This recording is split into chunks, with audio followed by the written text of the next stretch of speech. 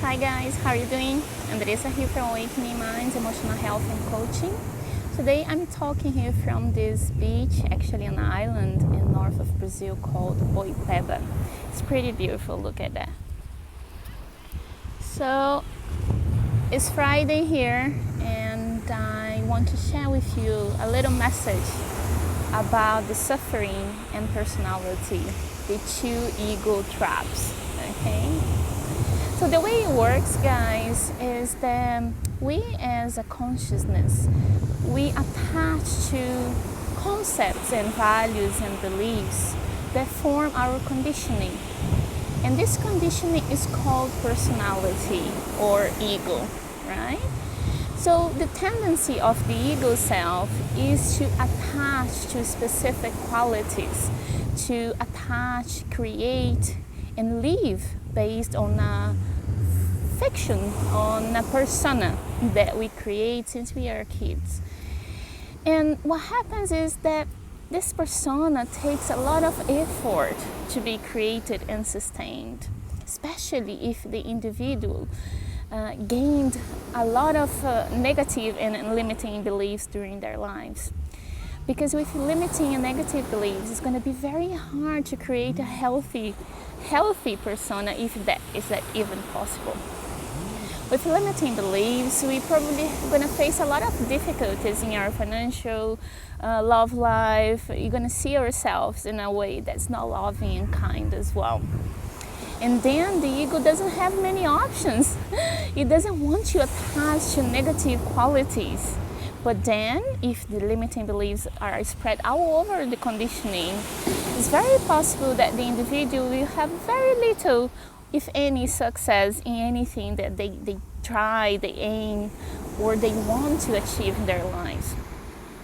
With no option, the ego will attach to a low quality, to a self-defeating pattern, which is like, I'm not enough, that's not for me, I don't deserve much. You see, life is hard, so I just have to take it as it is. The ego creates this sad, depressed victim persona and attached to it because it doesn't want to take responsibility of their lives. The ego will say, okay, I didn't do better because I didn't have the right conditions. So the ego tries, or the persona tries, to stay in the victimhood, all right? If the limiting beliefs are not spread all over the entire system and the life of the person, and they do create something they consider good or successful, they will attach to that thing or to that person or to that relationship or to that job, to that career thing, like crazy. They will hold on to that, like, oh my God, this is me. You see? This is me and I do have some worth, My life is not in vain. Yay! I have a meaning. I have a mission. Oh my God, I can save the world.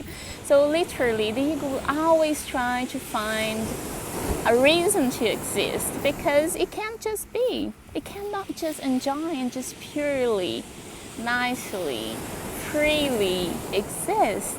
But it has to attach to something or to someone, to a persona.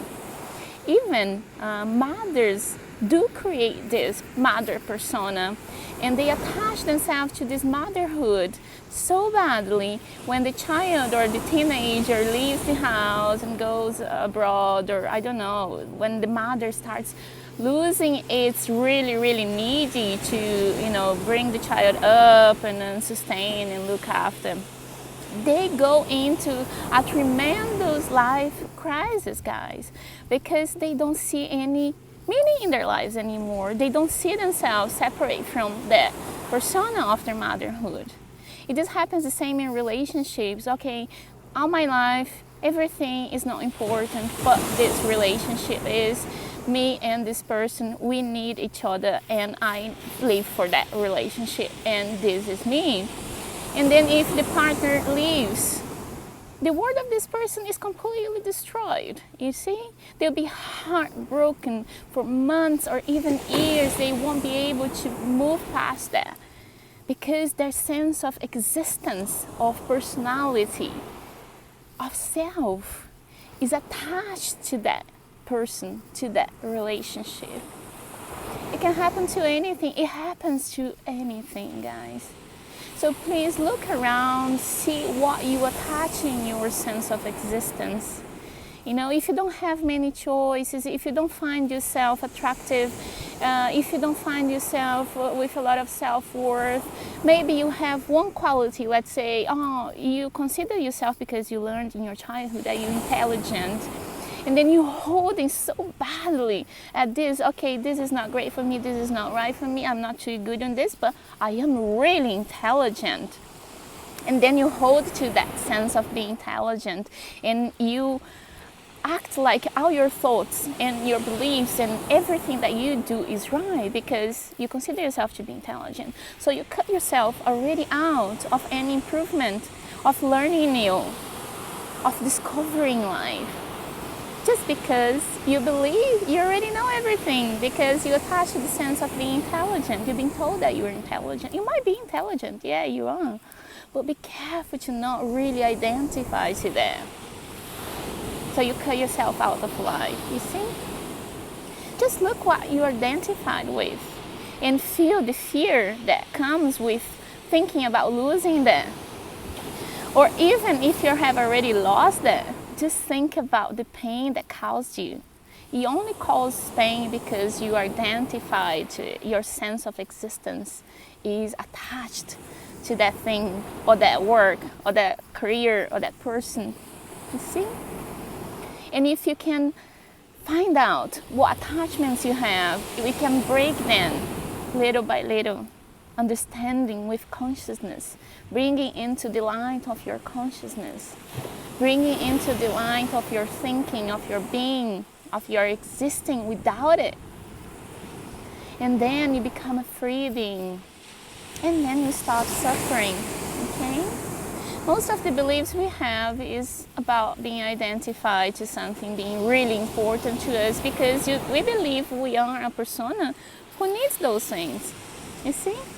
If you can identify what kind of boundaries you have, what kind of limitations you create in your life because you believe yourself to be something or someone, then you can start breaking free, all right? This is my message for you today, and take care. I talk to you very soon. Bye.